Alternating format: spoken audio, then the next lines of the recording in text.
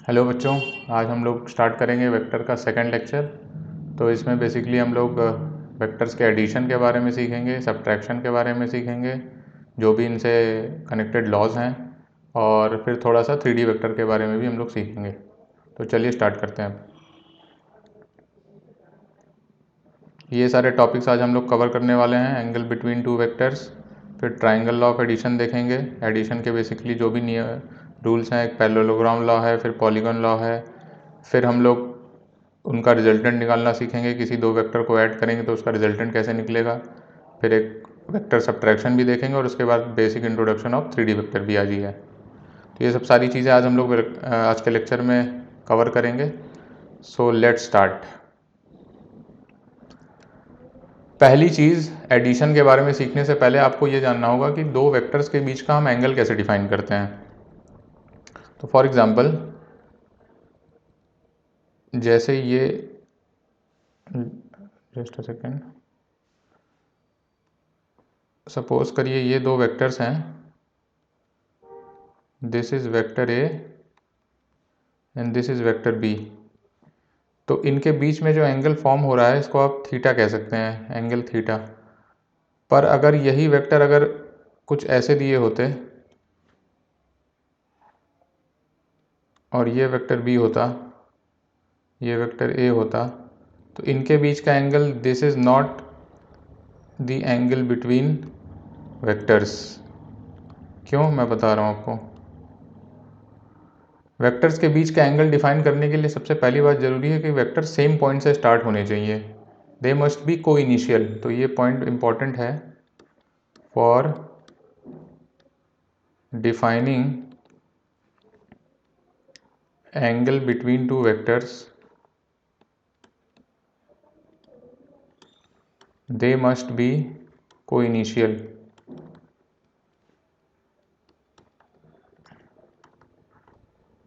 That is, they should start from, they must start from same point। तो ये तो आपको ये वाले केस में दिख रहा है कि दोनों वेक्टर, सपोज करो दिस इज पॉइंट ए, वो से स्टार्ट है, तो आप सीधे से कह सकते हैं इनके बीच में जो एंगल बन रहा है थीटा है, right.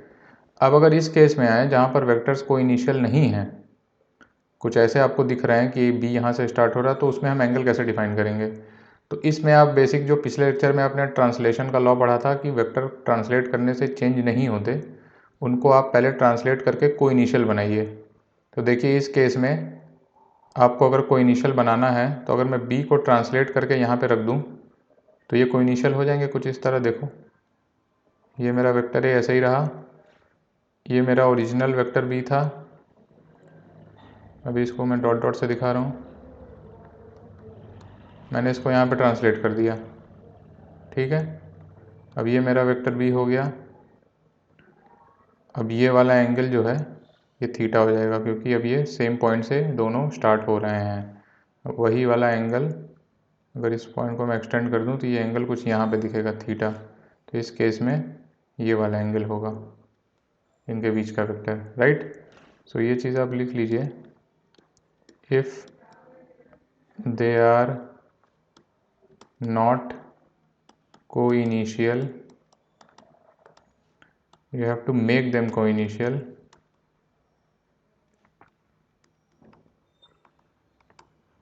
the help of translation।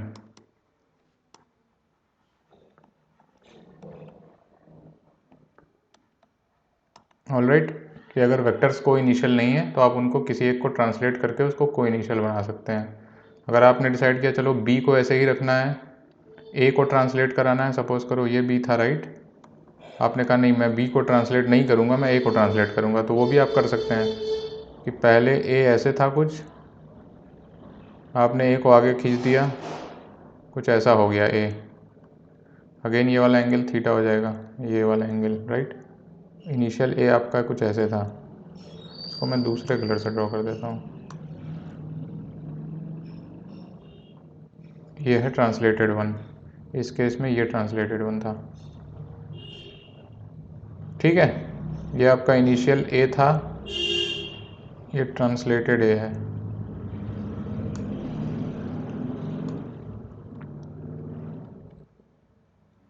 ठीक, ए को आपने खींच के आगे कर दिया, ये सेम पॉइंट से अब दोनों स्टार्ट हो रहे हैं तो इनके बीच का एंगल जो है वो थीटा है। चलो एक केस और लेते हैं। सपोज करो ये वेक्टर ए है,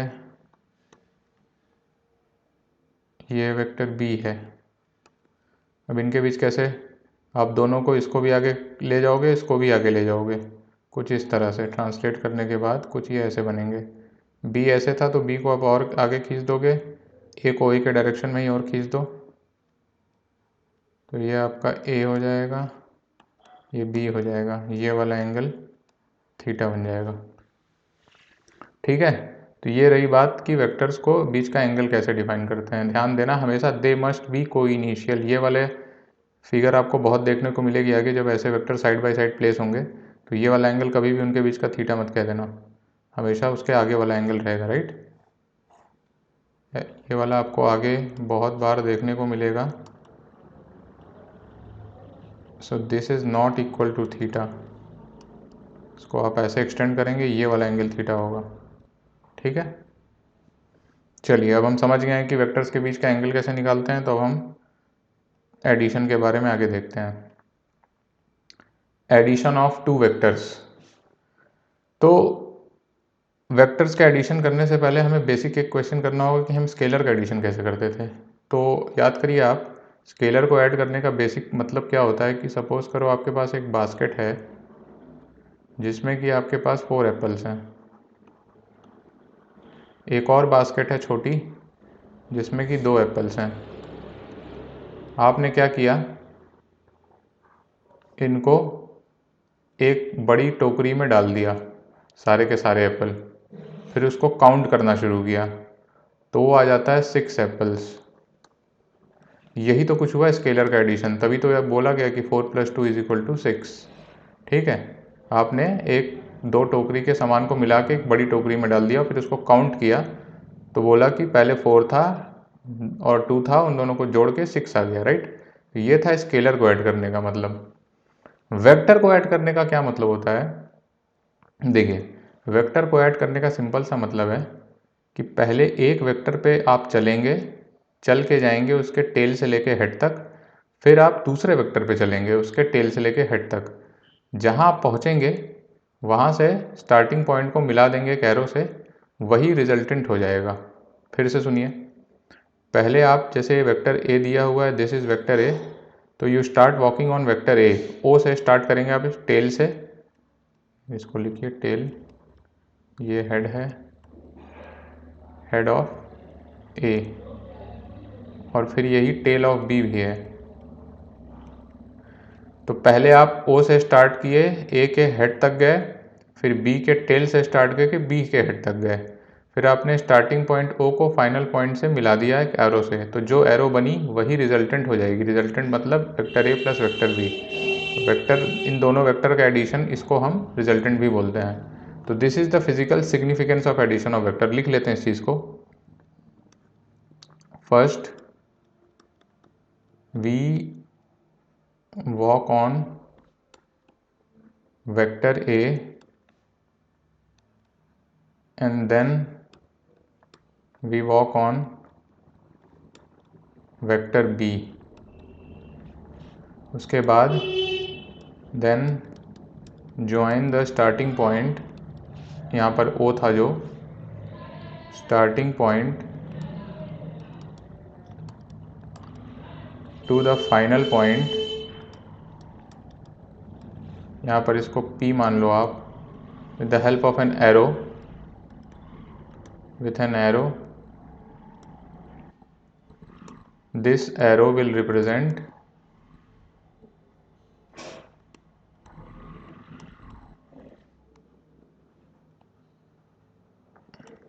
ये मैंने वेक्टर का साइन लगाना भूल गया यहाँ पे, this arrow will represent vector A plus vector B. बस ये है इनके एडिशन का मतलब कि पहले आप ए पे चलते हो, फिर बी पे चलते हो, फिर फाइनल को इनिशियल से मिला दोगे एरो के साथ और वही वेक्टर ए प्लस बी हो जाएगा। अच्छा, लेकिन तो अगर 2 वेक्टर ऐसे दिए हो कुछ,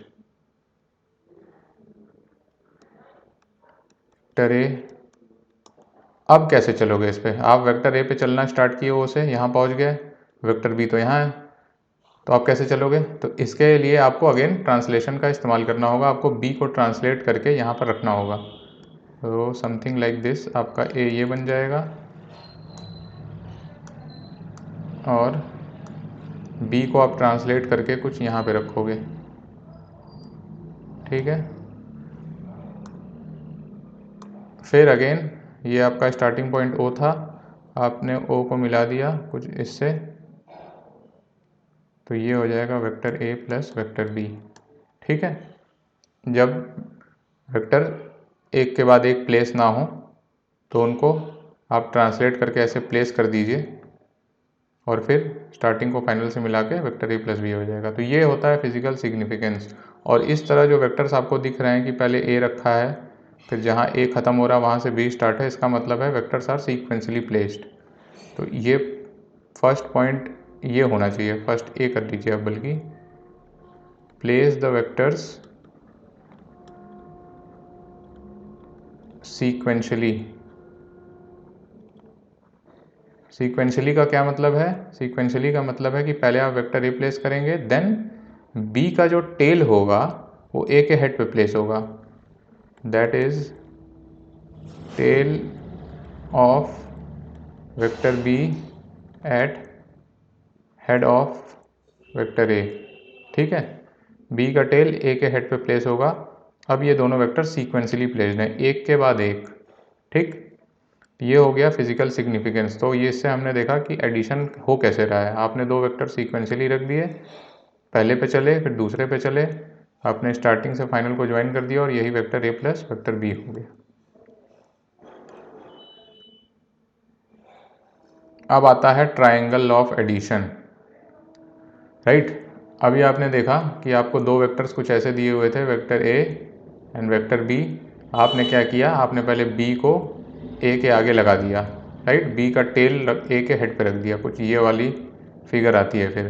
फिर आप पहले ए पे चलना स्टार्ट किए ओ से, फिर आप बी पे चले, ये फाइनल पॉइंट पहुंच गए। आपने फिर स्टार्टिंग पॉइंट से फाइनल पॉइंट तक एक एरो बना के रख दिया और उसको बोला कि वेक्टर ए प्लस बी है, ठीक है। तो अब बेसिकली ट्राइंगल लॉ क्या है? ट्राइंगल लॉ देखिए, अगर आप ध्यान से देखेंगे इस फिगर को, तो ये जो बन रहा है ये कुछ एक ट्राइंगल है, राइट। तो अगर आपके दो sequentially placed vectors to sides of a triangle हो जाएंगे, तो जो तीसरी साइड होगी वो आपकी रिजल्टेंट होगी वेक्टर ए प्लस बी। देखो आप खुद ही, ये एक ट्राइंगल है, राइट। तो इसमें ये और ये सीक्वेंशली प्लेस्ड वेक्टर्स हैं, जो थर्ड साइड होगी वो इनके एडिशन को रिप्रेजेंट करेगी। तो ये लिख लीजिए, ट्राइंगल लॉ क्या है कि पहले place the two vectors sequentially. Sequentially का क्या मतलब है? That is tail of vector B at head of vector A, ठीक है। आपने पहले सीक्वेंशली प्लेस कर दिया। फिर पिछले स्लाइड पे भी आपने देखा, हम ओ को फाइनल पॉइंट से एक एरो से ज्वाइन कर देंगे। Join the starting point to the final point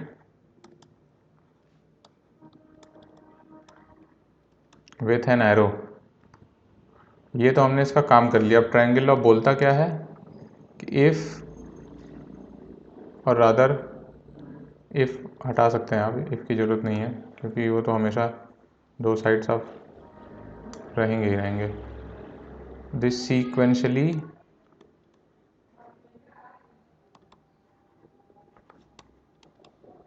placed vectors, इस केस में वेक्टर ए और vector B, represent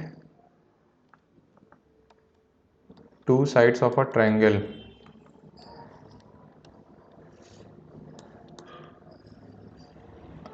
the resultant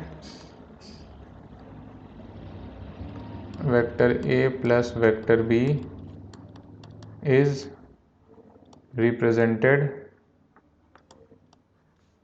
bye the third side. इसका मतलब ये जो थर्ड साइड है, ये जो एरो आपने बनाया ये रिजल्टेंट रिप्रेजेंट करेगी, और जो इसकी लेंथ होगी ये थर्ड साइड की, वो इसका मैग्नीट्यूड रिप्रेजेंट करेगा, ठीक है। ये वाले साइड की लेंथ वेक्टर ए का मैग्नीट्यूड है, ये वाले साइड की लेंथ वेक्टर बी का मैग्नीट्यूड है, और ये वाले साइड का लेंथ OP कह लो आप इसे, OP की जो लेंथ होगी वो vector A plus vector B का मैग्नीट्यूड होगा। ठीक है, तो ये है आपका ट्राइंगल लॉ कि पहले आपने वेक्टर्स को सीक्वेंशली प्लेस करना है, फिर इसको जोड़ के एक एरो से ट्राइंगल बना देना है। अब ये दोनों साइड्स आपके वेक्टर वे वेक्टर बी का मैग्नीट्यूड शो करेंगे, तो जो तीसरी साइड आएगी वो आपके रिजल्टेंट का मैग्नीट्यूड हो जाएगी। ठीक है, अब इसमें कहाँ ध्यान देना है? फर्स्ट आपको पॉइंट ये ध्यान देना है कि ये दोनों वेक्टर सीक्वेंशली प्लेस होने चाहिए, एक के बाद एक लगे होने चाहिए। इसका मैंने मतलब आपको बता दिया कि बी का टेल आपको रखना है ए के हेड पे। दूसरी ध्यान देने वाली बात, एरो आप हमेशा स्टार्टिंग पॉइंट से फाइनल पॉइंट की तरफ बनाएंगे, यहीं पर गलती होती है, इसको आप ध्यान से रखो, स्टार्टिंग पॉइंट से फाइनल पॉइंट की तरफ बनाना है। ठीक है, फॉर एग्जांपल अब जैसे ये वाला केस देखो, आपने वेक्टर ए कुछ ऐसे बनाया है और वेक्टर बी कुछ ऐसे बनाया है। ठीक है, तो अब ये स्टार्टिंग पॉइंट है, तो ये आपका vector A plus vector B नहीं होगा, क्योंकि आपके वेक्टर सीक्वेंसली प्लेस्ड ही नहीं है। इसमें ए कुछ ऐसे रखा है, बी ऐसे रखा है, तो ये रॉन्ग हो जाएगा ट्रायंगल लॉ के लिए। अगेन इसमें देखो आप, इसमें आपका वेक्टर ए कुछ ऐसे रखा है, वेक्टर बी कुछ ऐसे रखा है, और फिर आपने एरो तीसरे वाले का उल्टा बना दिया। मैंने आपको क्या बताया कि हमेशा आपको स्टार्टिंग पॉइंट से फाइनल पॉइंट की तरफ बनाना है, तो कुछ यूँ बनेगा एरो इसका, तो ये होगा वेक्टर ए प्लस बी, ये वाला उल्टा एरो नहीं होगा। ठीक है, ये इसमें कुछ वेरिएशंस थी तो ये आपने देख ली। अब हम लोग आगे चलते हैं। ठीक है, अब आता है इसी का एक वेरिएशन पैरेललोग्राम लॉ। ये नाम पे मत जाइए, काम आप समझिए कि पहले आप एक वेक्टर पे चलते हो, फिर दूसरे पे चलते हो, और फिर स्टार्टिंग को फाइनल से ज्वाइन कर देते हो विद द एरो, और वही रिजल्टेंट रिप्रेजेंट करता। बस इतना सही, इतना ही ध्यान रखिए। और ये ट्राइंगल लॉ और पैरेललोग्राम लॉ को बहुत ज़्यादा नाम पे नहीं जाना है। अब पैरेललोग्राम लॉ क्या है वो भी देख लेते हैं। आपने कहा कि भाई पहले हम वेक्टर ए पे चलेंगे, देन वेक्टर बी पे चलेंगे। उसके लिए आपने क्या किया, बी को ट्रांसलेट करके यहाँ पे ले आए। ठीक है, ये आपने बोला कि ये भी वेक्टर बी है, देखो ये बी है तो ये भी है, इसको मैंने ट्रांसलेट करके यहाँ ले गया। तो फिर मैंने ओ को फाइनल पॉइंट पी से मिला दिया।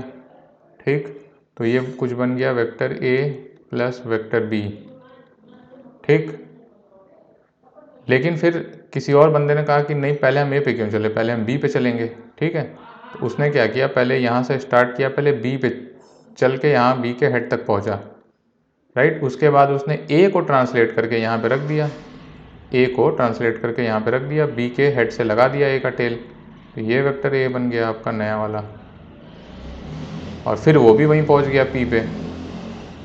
ठीक है, स्टार्टिंग पॉइंट को फाइनल पॉइंट से मिला दिया उसने, यही एरो बन जाएगी फिर से। तो ये वाला वेक्टर फिर बन गया बी प्लस ए, पर एरो तो सेम ही है दोनों। राइट, इसका मतलब पहला चीज़ क्या आता है कि vector A plus vector B is equal to vector B plus vector A. ये है फर्स्ट जो आप कह सकते हैं पैरेललोग्राम लॉ से निकल के आता है, पहला रूल। और इसी को बोलते हैं कॉम्यूटेटिव, कि वेक्टर एडिशन इज कॉम्यूटेटिव, मतलब कि उल्टा सीधा बराबर, A plus B is equal to B plus A. चाहे आप पहले ए पे चलो फिर बी पे चलो, या आप पहले बी पे चलो फिर ए पे चलो, ठीक है, बात बराबर है। तो ये चीज़ काफ़ी इंपॉर्टेंट है, और इसको आप ऊपर लिख लीजिए कहीं पे, जहाँ पर आपने फिजिकल सिग्निफिकेंस सीखा था कि first we walk on vector A आपने सीखा था, फिर then we walk on vector B. आप लिख सकते हो यहाँ पे ऑर्डर इज नॉट इम्पॉर्टेंट। आप पहले बी पे भी चल सकते हो फिर ए पे भी चल सकते हो, तो ये बहुत इंपॉर्टेंट पॉइंट है, इसको ध्यान रखना आप। ठीक है, कि ऑर्डर इम्पॉर्टेंट नहीं है।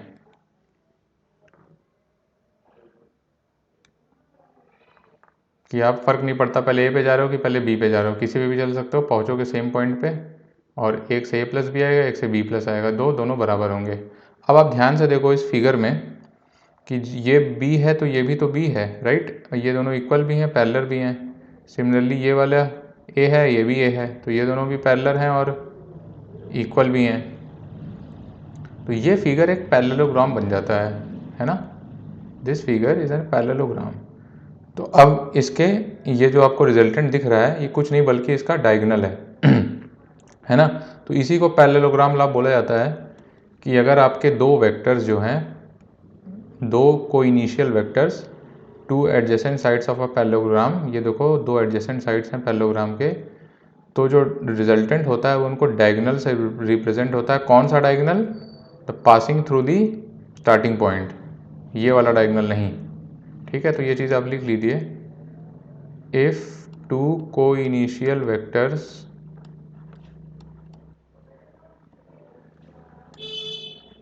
Represent two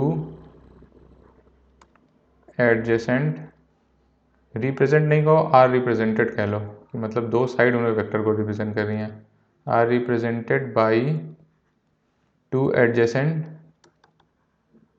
sides of a parallelogram, ये पैरेललोग्राम का सिंबल है, then the resultant is represented by the diagonal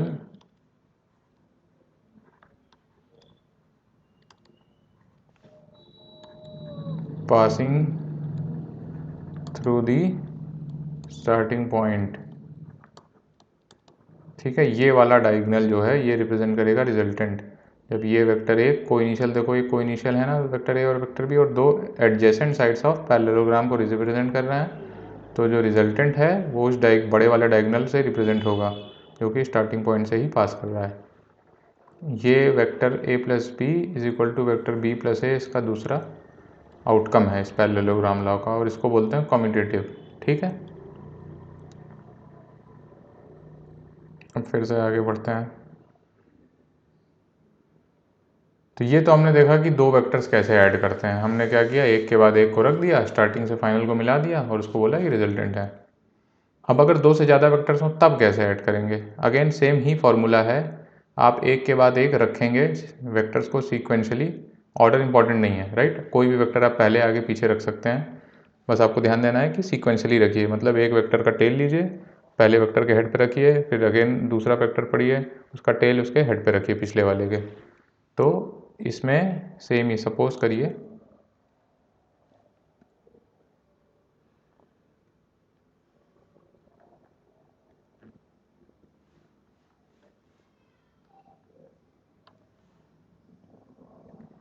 suppose करो ये आपको एक वेक्टर दिया है,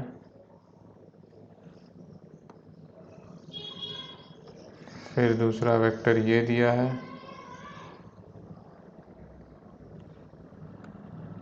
फिर तीसरा वेक्टर कुछ ऐसे दिया है।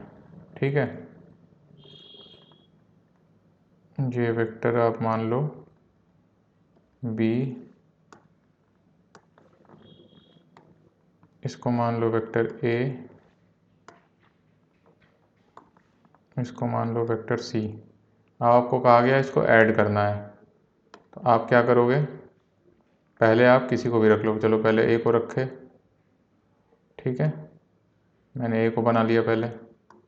फिर क्या किया, चलो बी को, एक केस ले लो, आप पहले बी को रखो, बी को रखना है, आप बी का टेल रखोगे ए के हेड पे, तो बिल्कुल जैसे उसमें बना उसमें ऐसे इसमें भी बना दो, ये हो जाएगा वेक्टर बी। फिर आपने क्या किया, सी को पकड़ा, सी का टेल बी के हेड पे रख दिया, सॉरी ये फिगर गलत बन गई, राइट। तो ये कुछ आपका सी बन गया। फिर आपने स्टार्टिंग पॉइंट ओ मान लो, उसको फाइनल पॉइंट से मिला दिया the help of an arrow, तो ये बन जाएगा vector A plus vector B plus vector C. ठीक है, अब इसी को आपको अगर पहले मान लो मैंने ए बनाना है, ठीक है, फिर सी बनाना है और फिर बी बनाना है। ठीक है, कुछ इस तरह से।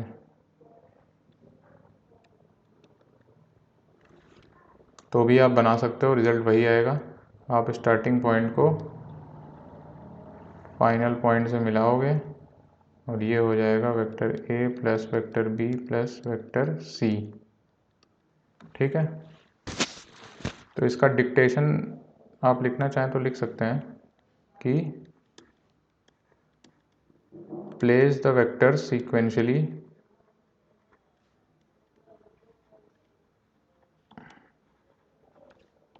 order is not important,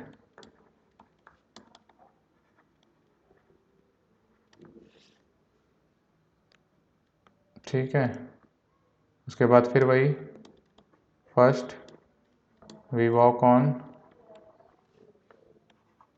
first vector, then second and so on, जितने लगे होंगे। ठीक है, उसके बाद आप क्या करेंगे, join the starting point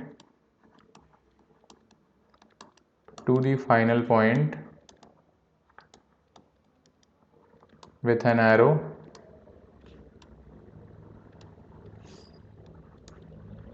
this arrow will represent the resultant।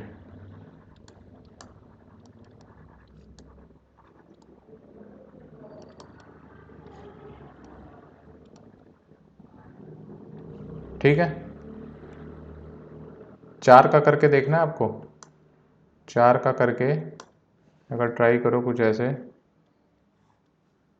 कि कलर क्या लें, चलो ब्लैक से ही कर लेते हैं। एक आपने कुछ ऐसे ले लिया, ठीक है, एक वेक्टर कुछ ऐसे लिया, एक वेक्टर ऐसे, एक वेक्टर ऐसे, ए बी सी डी। तो ये कैसे बनेगा, पहले मैंने ए रख दिया, फिर मैंने बी रख दिया, फिर मैंने सी रख दिया, फिर मैंने डी रख दिया,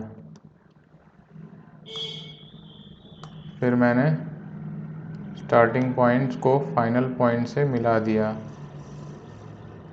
थोड़ा सा ये गलत बन रहा है, थोड़ा फ्रेंड से बना रहा हूँ मैं। आप लोग स्केल से ही डायग्राम बनाना जहाँ तक संभव हो।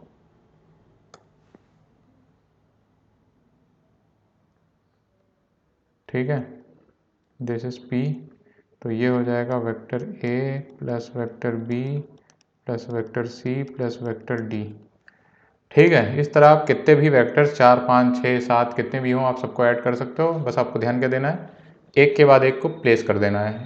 पहला रखना है वेक्टर, दूसरे का टेल पकड़ के पहले के हेड पे रखना है, फिर तीसरा पकड़ना है, तीसरे का टेल पहले के हेड पे रख देना है, दूसरे के हेड पे रख देना है, और ऐसे आगे बढ़ते चले जाना है। फिर सारे रखने के बाद आप स्टार्टिंग पॉइंट को फाइनल पॉइंट से एक एरो से ज्वाइन कर दीजिए, यही एरो आपका रिजल्टेंट हो जाएगा। बहुत सिंपल है, इसमें कोई भी बहुत कठिन चीज़ नहीं है ये समझने के लिए, बस बेसिक सिंपल है। और ज़्यादा नाम में इसमें डूबना नहीं है कि पैरेललोग्राम लॉ और ट्रायंगल लॉ हैं, सब सिंपल यही। ठीक है, अब हम लोग देखेंगे कि रिजल्टेंट कैसे निकालते हैं, मतलब हमें मैग्नीट्यूड चाहिए फॉर्मूला। ठीक है, वो कैसे करेंगे अगर दो वेक्टर सिंपली दिए हुए हैं। तो चलिए देखते हैं। ये आपका देखो एक वेक्टर ओ ए दिया हुआ है, इसको आप लोग वेक्टर ए कह सकते हैं। ठीक है, ओ स्टार्टिंग पॉइंट से ए, ये पॉइंट ए है, तो इस वेक्टर को कुछ मैंने ए लिख दिया, vector O A is equal to vector A, इसका नाम ए दे दिया हमने। फिर वेक्टर ए भी एक है, ठीक, इसको हम कुछ वेक्टर बी बोल देते हैं।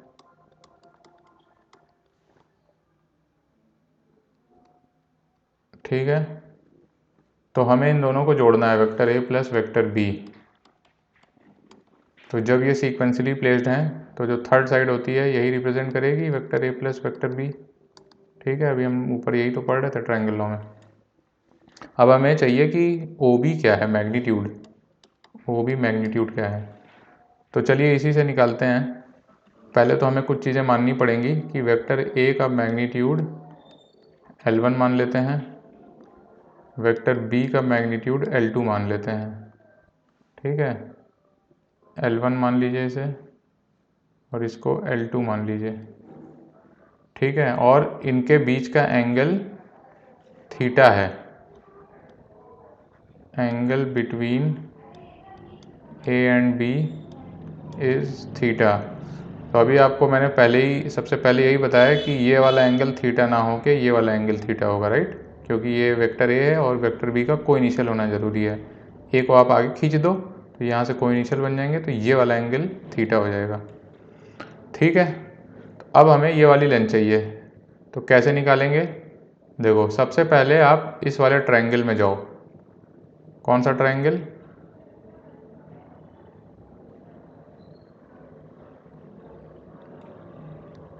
ए P B, A P B, ये वेक्टर आपका बी था और इसका मैग्नीट्यूड कितना था? L2। ये एंगल आपका थीटा है। अब आपको कंपोनेंट करना पता है, ये अगर L2 है, ये थीटा है, तो how much is this? L2 sine theta. And how much is this? L2 cos of theta. ठीक, अब आप इस बड़े वाले ट्रायंगल में चले आओ। ये एक राइट एंगल ट्रायंगल आपको दिख रहा है, यहाँ पर भी ये राइट एंगल था, ओ बी पी। सो ओ बी पी को अगर मैं बनाऊँ, कुछ यहाँ पर बना लेता हूँ।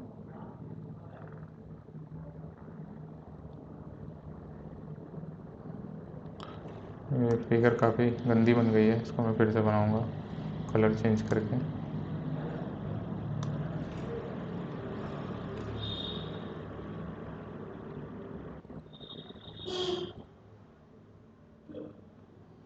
ठीक है, ये बन जाएगा आपका P, ये बन जाएगा आपका B और ये O हो जाएगा। अब आपको पहले OP लेंथ चाहिए। OP लेंथ क्या है? OA आपका L1 है, OP लेंथ क्या हो जाएगी? OA plus AP। ठीक है, OA क्या है? OA इज L1, OA क्या था? मॉड ऑफ A, तो ये हो जाएगा L1 प्लस AP क्या है? AP हमने यहाँ से निकाला L2 कॉस ऑफ थीटा, तो L2 कॉस ऑफ थीटा हो जाएगी। तो this distance becomes L1 plus L2 cos of theta. ठीक, अब आता है BP क्या है? BP हमने यहाँ से निकाला L2 साइन थीटा, तो ये हो जाएगा L2 साइन ऑफ थीटा। ठीक, अब इस ट्रायंगल में आप पाइथागोरस थ्योरम लगा दो। पाइथागोरस थ्योरम लगाओगे तो कुछ कुछ आ जाएगा। क्या आ जाएगा? O B square is equal to O P square plus B P square. ठीक है, अब इसमें आप वैल्यू रख दो। O B square is equal to L1 plus L2 cos of theta का square plus L2 sine of theta का square.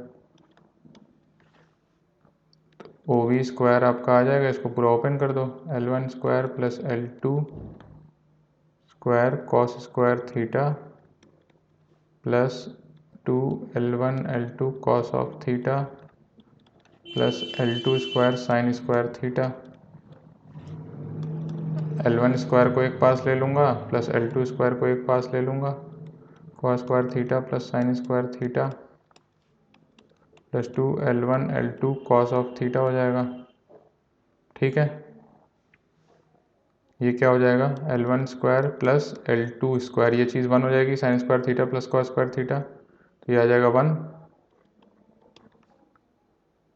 Plus 2L1 L2 cos of theta. ठीक है, तो ओ बी मेरा क्या हो जाएगा?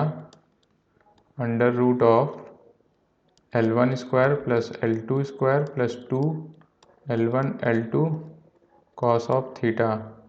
ये मेरा रिजल्टेंट का फॉर्मूला बन गया, मैग्नीट्यूड।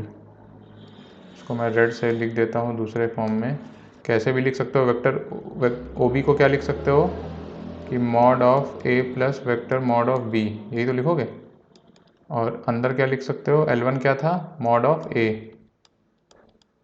प्लस L2 क्या है? Mod of vector B plus 2 times mod A mod B cos of theta. दो वेक्टर्स का मैग्नीट्यूड हमें पता है और इनके बीच का एंगल पता है, तो हम उसके रिजल्टेंट का मैग्नीट्यूड निकाल सकते हैं कुछ इस फॉर्मूले से। ठीक है, अब एक और चीज़ आपसे पूछा गया कि रिजल्टेंट कितना एंगल बना रहा है किसी भी वेक्टर से, दोनों से पूछ सकता है। कौन सा कलर लें, चलो ये ले लेते हैं। तो मान लो मैंने इस एंगल को अल्फ़ा बोल दिया, रिजल्टेंट वेक्टर ए से अल्फ़ा एंगल बना रहा है, तो आपको पूछा गया अल्फ़ा क्या होगा।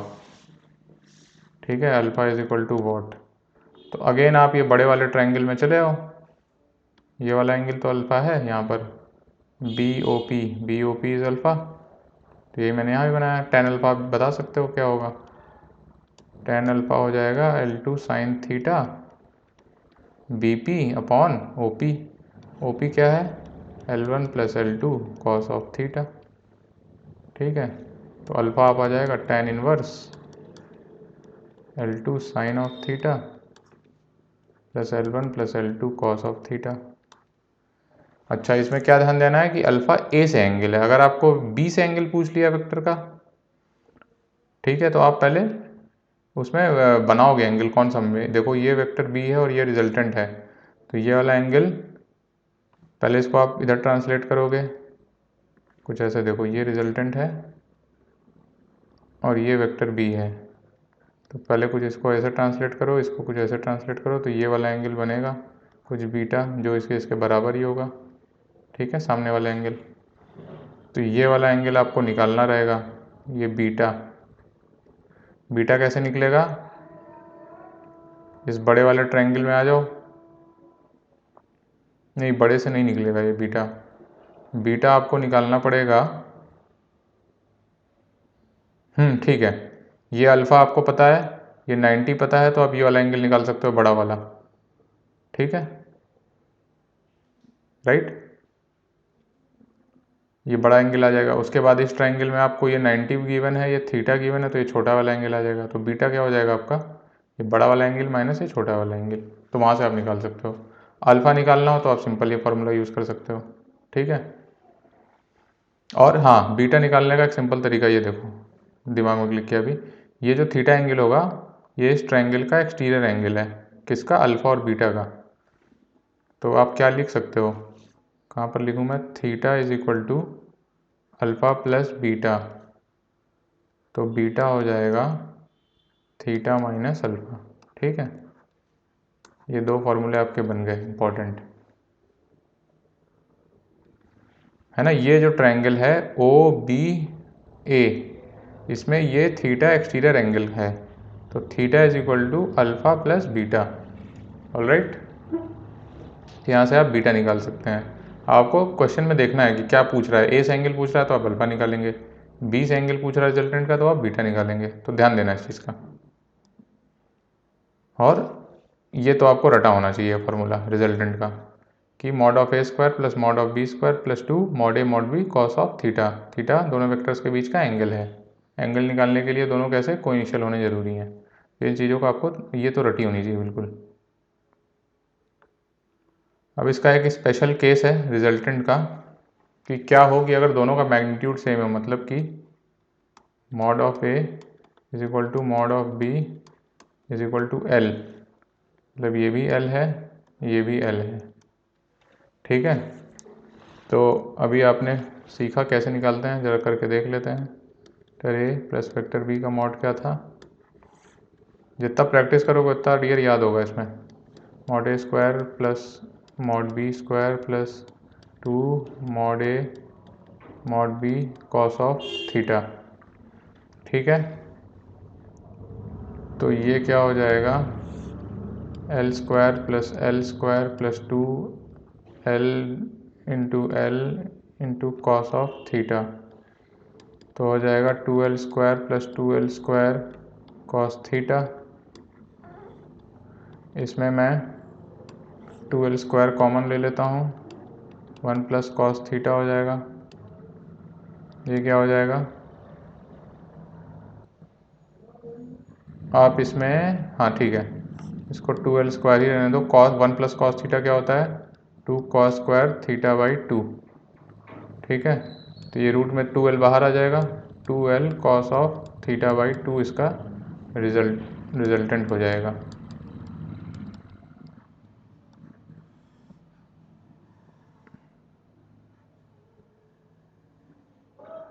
ओके। अच्छा, अब ध्यान दो, पिछले वाले में मैंने कहा था कि ये this is vector A plus vector B, और वो ए के साथ एंगल कितना बना रहा था, अल्फ़ा।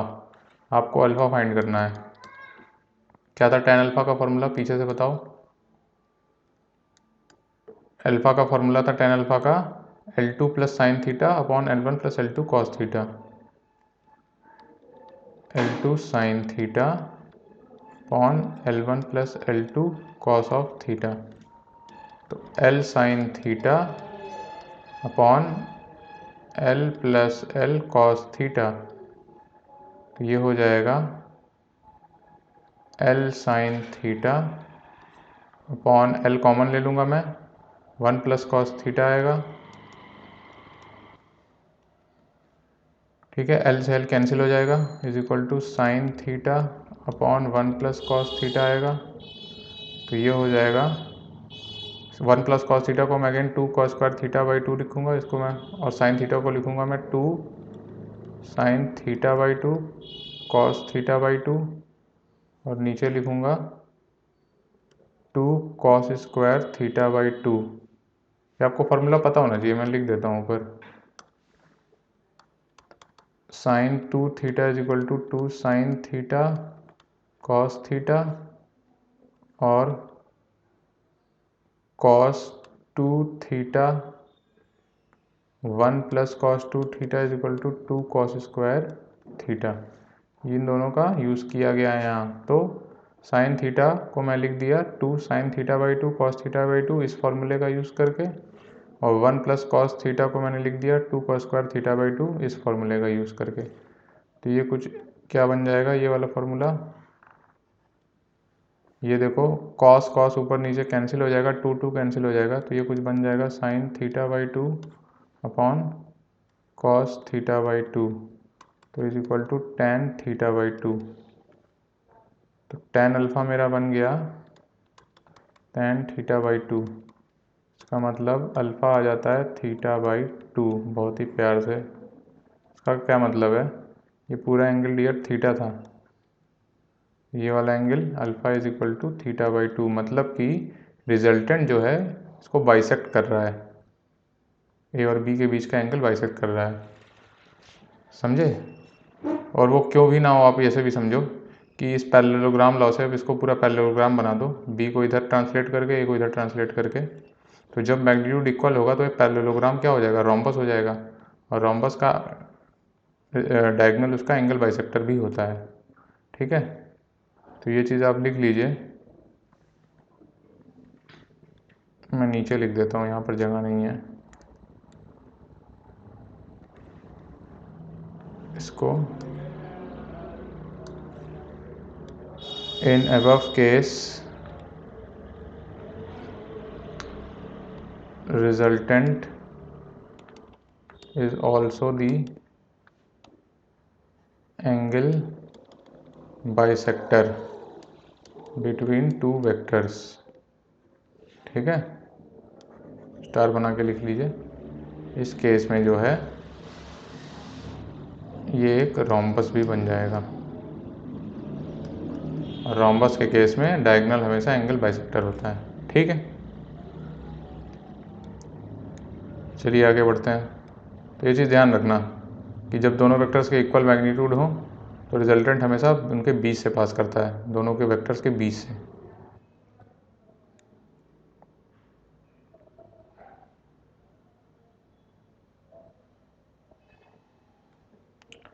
अब इसको दूसरी तरह से देखते हैं। मैंने आपको पिछले लेक्चर में कंपोनेंट्स करना सिखाया था, तो अब उसी की मदद से इसको भी कैलकुलेट करेंगे। ये आपका कुछ वेक्टर ए दिया है, ये वेक्टर बी दिया है, दोनों का रिजल्टेंट, दोनों का सॉरी मैग्नीट्यूड बराबर एल है। अब इस फिगर में देखिए, हमें पता है अभी पिछले स्लाइड से हमने देखा कि रिजल्टेंट जो है इनका एंगल बाइसेक्टर होगा, तो इसी लाइन के अलॉन्ग रिजल्टेंट आएगा, राइट। अब हम कंपोनेंट जो करेंगे वो इस एक्सिस के अलॉन्ग करेंगे, रिजल्टेंट के अलॉन्ग और उसके परपेंडिकुलर के अलॉन्ग। ठीक है, अब देखो ये पूरा एंगल थीटा था, दूसरा कलर में let me use some other colour, this angle is theta by 2, this is also theta by 2। ठीक है, तो सबसे पहले ए का कंपोनेंट करते हैं, इसके और इसके डायरेक्शन में। तो ए का कंपोनेंट इधर क्या होगा, एल कॉस थीटा बाई 2, इधर क्या आएगा, L sine theta by 2। B का कंपोनेंट करिए, बी का इस वाले तरफ क्या आएगा, उसका भी यही आएगा, एल कॉस थीटा बाई 2। और इधर क्या आएगा, साइन वाला है, इसके उल्टे डायरेक्शन में आ जाएगा, L sine of theta by 2। ये वाला दोनों अपोजिट डायरेक्शन में कट के कैंसिल हो जाएंगे, ज़ीरो, ये वाला ऐड हो जाएगा, तो बड़े प्यार से रिजल्टेंट आ जाएगा आपका L cos theta by 2 plus L cos theta by 2 is equal to 2l cos theta by 2। यही तो आपका पिछले भी उससे भी आया था, यही तो आया था।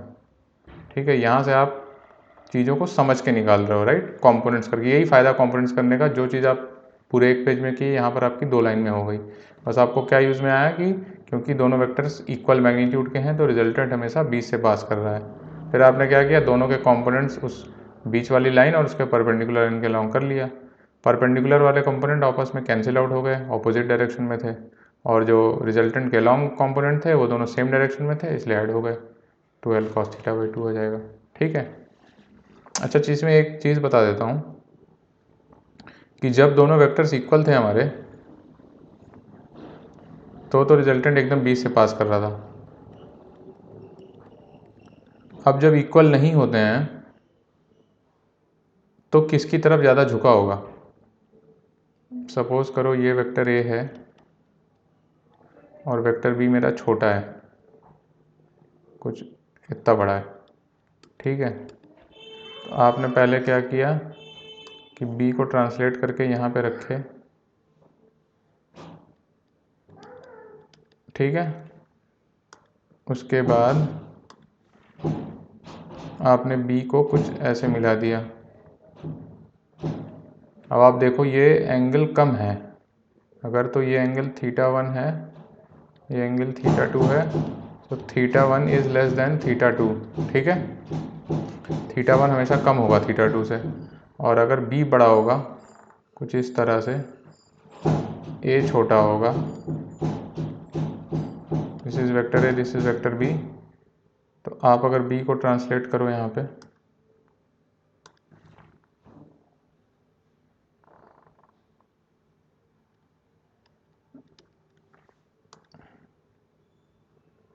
और अब इसको ज्वाइन करना है मुझे, तो ये वाला एंगल कम हो जाएगा, थीटा 2 थीटा 1, इस केस में theta 2 is less than theta 1। तो इससे एक चीज़ समझ आती है कि द रिजल्टेंट जो है, जो वेक्टर ज़्यादा मैग्नीट्यूड का है उसकी तरफ झुका हुआ है, राइट। क्योंकि यहाँ पर देखो ये थीटा, ये वाला एंगल कम हो गया था, ए बड़ा था, यहाँ पर बी बड़ा है तो ये वाला एंगल थीटा 2 कम हो गया है। तो इस चीज़ को लिख लीजिए कि the resultant is inclined towards vector of higher magnitude.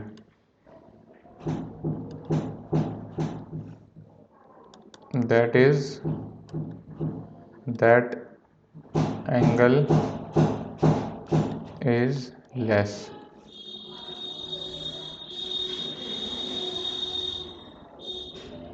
ठीक है,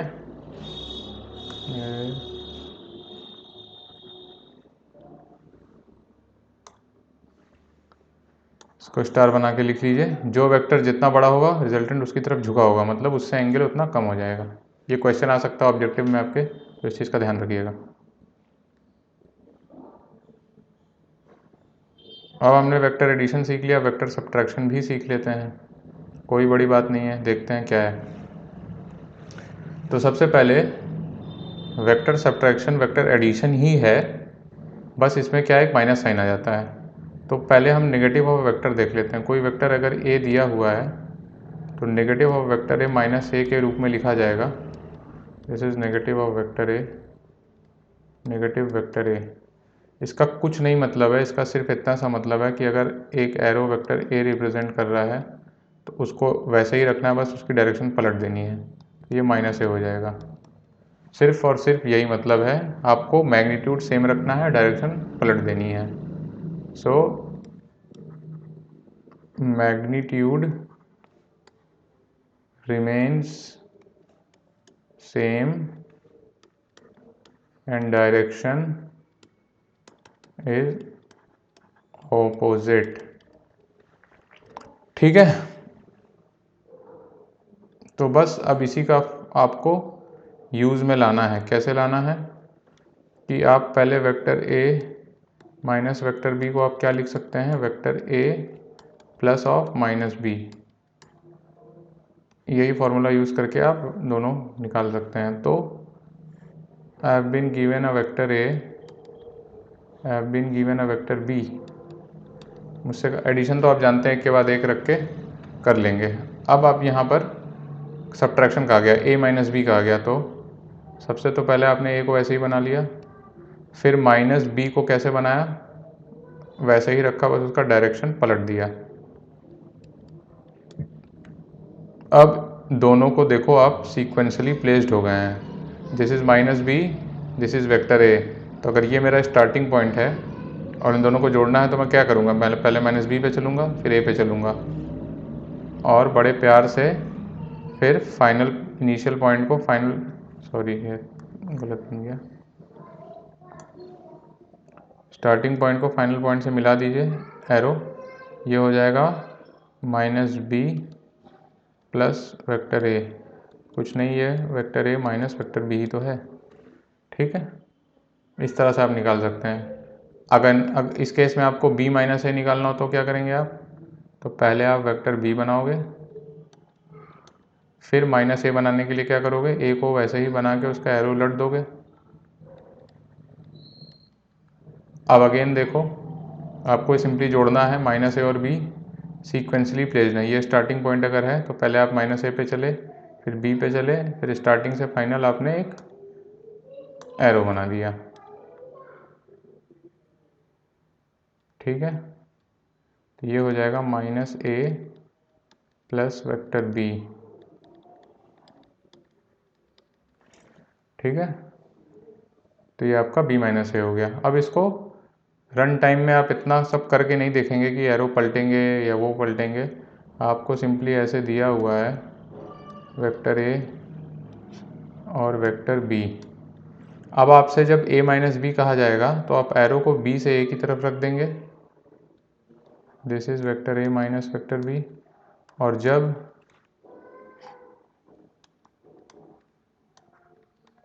b माइनस ए कहा जाएगा तो एरो को a से b की तरफ रख देंगे। ठीक है, जिससे माइनस करना है उसी की तरफ एरो रख दोगे आप, बस यही आपको ध्यान रखना है। This is vector subtraction. जब a माइनस बी करना है तो एरो का मुंह a की तरफ, जब b माइनस ए करना है तो एरो का मुंह b की तरफ।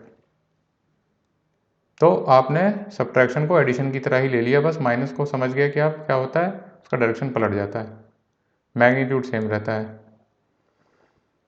अब वेक्टर सब्ट्रैक्शन का फॉर्मूला देख लेते हैं। जैसे हमने एडिशन का फॉर्मूला निकाला था, हम क्या करेंगे, हम वैसे ही वेक्टर सब्ट्रैक्शन का फॉर्मूला निकालेंगे। तो सबसे पहले तो आप मान लो कि OA वेक्टर जो है वो वेक्टर A है, मॉड ऑफ वेक्टर A कितना है, L1 है। फिर ये था पहला वेक्टर, दूसरा वेक्टर OB मान लो आप, OB vector is equal to, इसको दूसरा वेक्टर मान लो, मॉड ऑफ B इसको L2 मान लो। ठीक है, अब एक वेक्टर ये आपको दिया है कि आपको b माइनस ए निकालना है। ठीक है, b माइनस ए का मैग्नीट्यूड निकालना है आपको। यही तो था, आपने जिससे माइनस करना था उसी की तरफ एरो रख दिया, तो हमने एक एरो रख दिया। देखो पर्पल कलर से आप देखो, इसका मुंह एरो का इधर है, राइट। तो इसका मतलब ये हो गया OB वेक्टर जो कि B है minus vector OA that is vector A। ठीक है, तो आप ये लिखोगे vector AB is equal to vector B minus vector A। ठीक है, अब इसका मैग्नीट्यूड हमें निकालना है। तो अगेन ये आपको गिवन है L2 और ये बड़ा वाला L1 पता है आपको।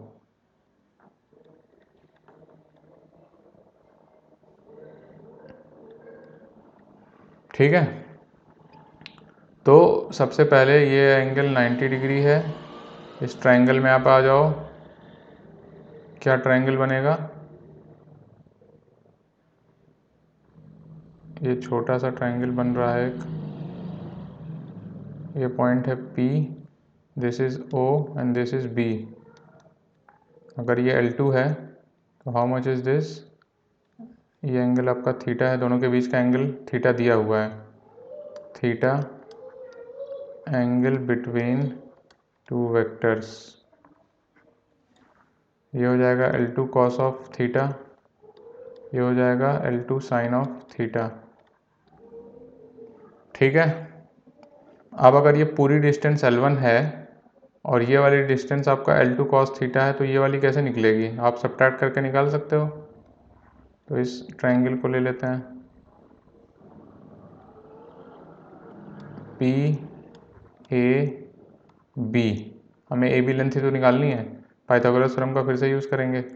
ये वाली एंगल तो ये वाली साइड तो यही है BP, तो L2 साइन ऑफ थीटा हो जाएगा। और ये कैसे निकलेगी, ये बड़ी वाली डिस्टेंस में से OP माइनस कर दोगे, what is OP, L2 cos theta, तो ये हो जाएगी L1 minus L2 cos of theta. अब इसी ट्रायंगल का यूज़ करते हैं, ट्रायंगल BPA, पाइथागोरस थ्योरम लगा दीजिए फटाफट। AB square is equal to AP square plus PB square is equal to कितना हो जाएगा, L1 minus L2 cos of theta square plus L2 sine of theta का स्क्वायर। ओपन कर लीजिए आप, L1 square plus L2 square cos of square of theta minus 2 L1 L2 cos theta plus L2 square sine square of theta. ये हो जाएगा L1 square plus L2 square common ले लो आप, again cos square theta plus sine square theta, ये और ये मैंने L2 common ले लिया, minus 2 L1 L2 cos of theta. जब कुछ सिमिलर ही इसमें यहाँ भी आ रहा है, L1 square plus L2 square, ये आ जाएगा 1 minus 2 L1 L2 cos of theta. तो AB स्क्वायर क्या था, AB को मैंने लिखा था vector B minus vector A, तो वेक्टर AB का जो मैग्नीट्यूड था ये बन गया L1 square plus L2 square minus 2 L1 L2 cos of theta. तो अब मैं इसको जनरलाइज फॉर्म में अगर लिख दूं, what is vector A B, vector B minus vector A का रिजल्टेंट L1 स्क्वायर प्लस हमें जनरलाइज फॉर्म में लिखना है, what is L1 mod of A का square plus mod of B का square minus 2 mod of A mod of B cos of theta. ठीक है, और यही रिजल्टेंट ए माइनस बी का भी होगा। क्यों होगा, क्योंकि सेम ही फॉर्मूला लगेगा वहाँ पे भी, मैग्नीट्यूड हमेशा पॉजिटिव होता है। Vector B minus vector A equal to vector A minus vector B. ठीक है, क्योंकि ये लेंथ सेम ही आएगी, बस एरो का डायरेक्शन पलट जाएगा ए माइनस बी निकालने में, तो ये फॉर्मूला सेम ही रहेगा। ओके, अब इस केस में भी आपसे पूछ सकता है कि रिजल्टेंट किसी वेक्टर से एंगल कितना बना रहा है, तो आप बताओ वेक्टर ए से रिजल्टेंट का एंगल क्या होगा। अगेन ये वाला एंगल अल्फा नहीं होगा, उसके लिए आपको इसको आगे ट्रांसलेट करना होगा कुछ ऐसे, ये वाला जो एंगल आएगा उसको बोलेंगे angle between vector A and resultant. पर इस केस में आपको ये अल्फ़ा निकालना है, सपोज करो ये वाला एंगल कैसे निकाल सकते हो, 180 माइनस अल्फ़ा, तो व्हाट इज़ tan अल्फ़ा, यहाँ पर निकाल लो आप इसको दूसरे पेन से, tan अल्फ़ा क्या होगा, tan अल्फ़ा यहाँ से निकाल लो, this is alpha, tan alpha is equal to L2 sine of theta upon L1 minus L2 cos of theta. Alpha हो जाएगा tan inverse L2 sine of theta upon L1 minus L2 cos of theta. ठीक है, यहाँ से आप alpha निकाल सकते हो।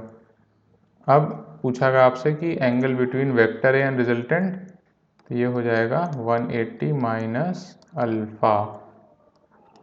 Angle between vector A and resultant is 180 minus alpha. Alpha आपने यहाँ से निकाल दिया।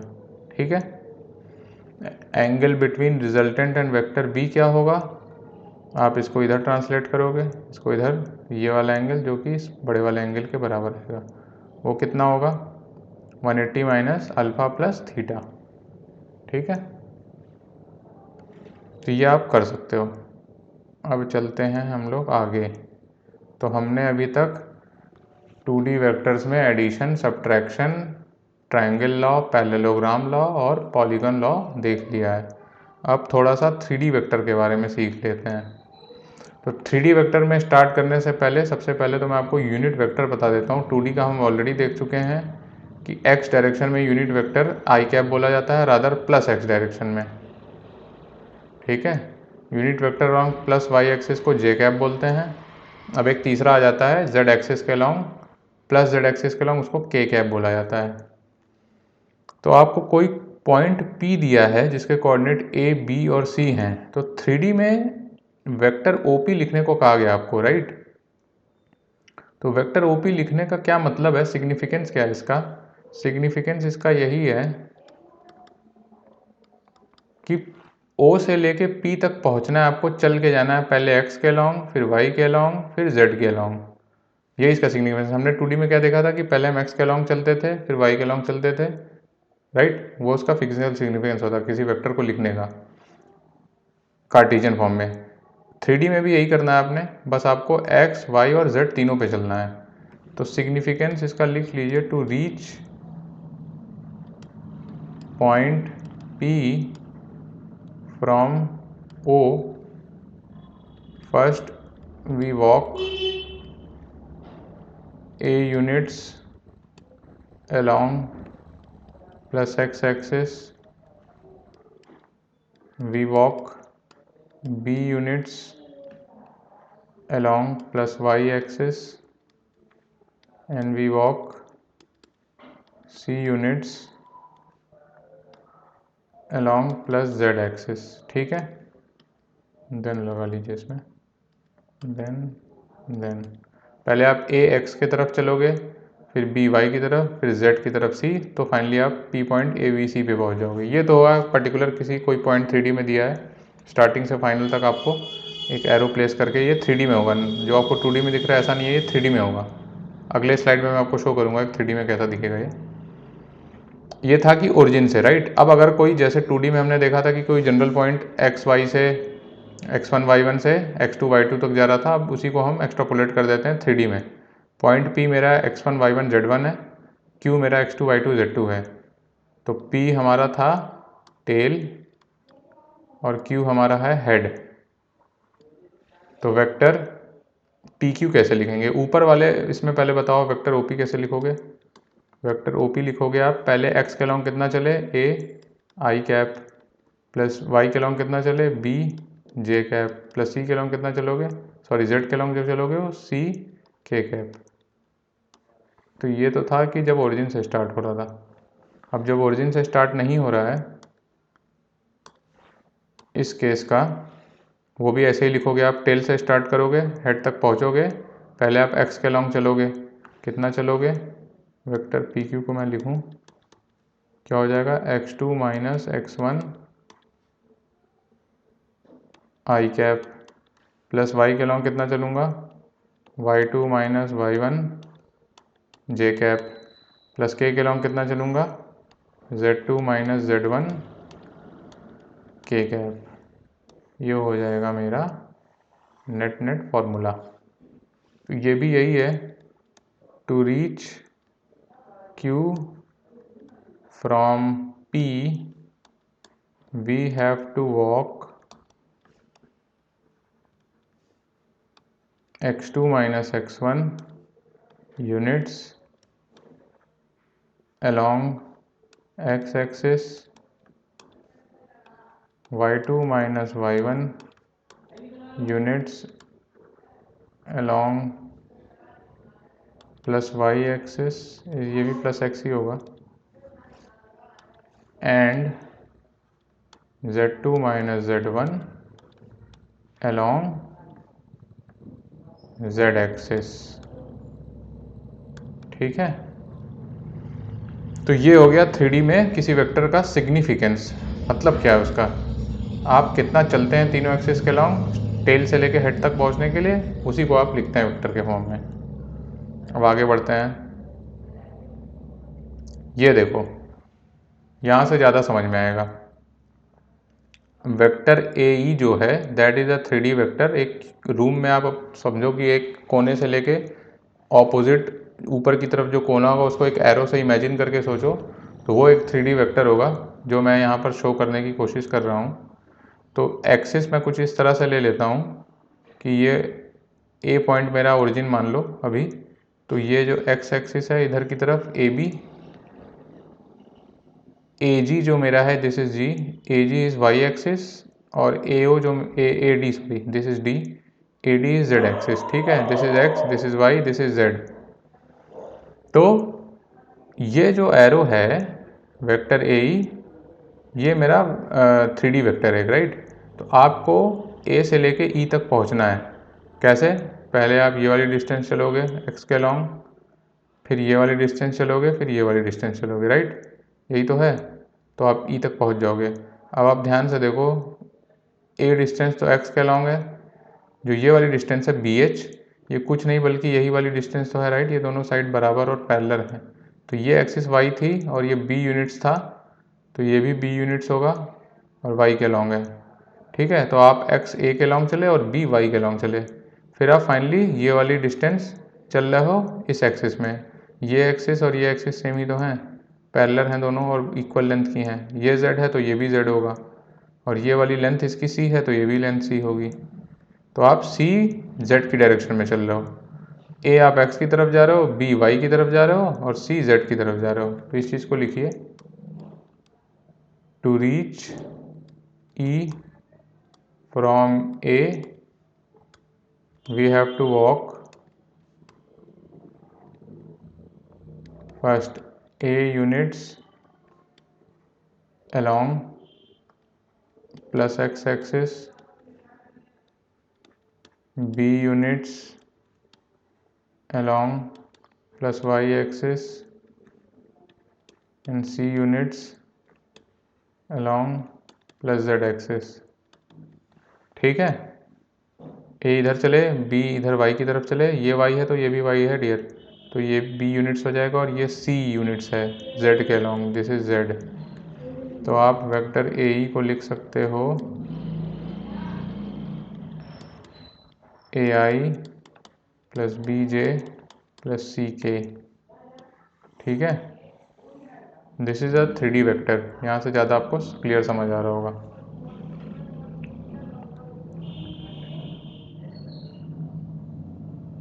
चलो इसके एग्जाम्पल ले लो। सपोज करो ए पॉइंट आपका 1 2 3 कोऑर्डिनेट्स हैं, बी आपका 4 1 2 है। अच्छा, एक चीज़ मैं आपको बताना भूल गया ऊपर कि मैग्नीट्यूड के बारे में। मैग्नीट्यूड जब एक 2D वेक्टर होता था ए एक्स आई कैप, इसको दूसरे कलर से लिखते हैं,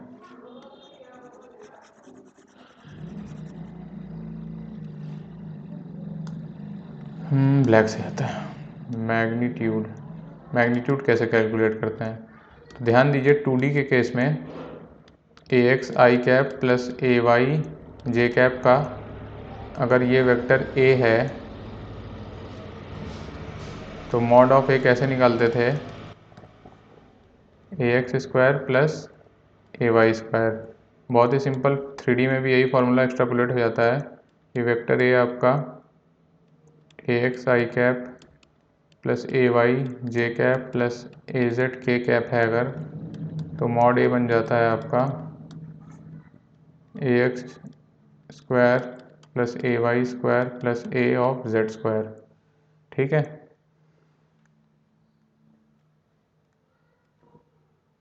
ए square plus B square plus C square आपका ये एरो की लेंथ आ जाएगी। तो जैसे 2D में ये फॉर्मूला था वैसे 3D में मैग्नीट्यूड का ये फॉर्मूला बन जाता है। किस एक्सिस के लॉन्ग कितना चलना है उसका स्क्वायर करके आप ओवरऑल का अंडर रूट ले लेंगे। अब इसी के बेस पे एग्जांपल ले लेते हैं। ये आपका वेक्टर ए है पॉइंट ए है जिसके कोऑर्डिनेट्स 1 2 3 हैं। ये पॉइंट बी है जिसके कोऑर्डिनेट्स 4 1 2 हैं। तो सबसे पहले आपको वेक्टर ए बी लिखना है। वेक्टर ए बी कैसे लिखते हैं? एक्स के लॉन्ग कितना चलेंगे? 4 minus one I cap plus 1 minus 2, final minus initial होगा, जे कैप प्लस 2 माइनस 3 के कैप।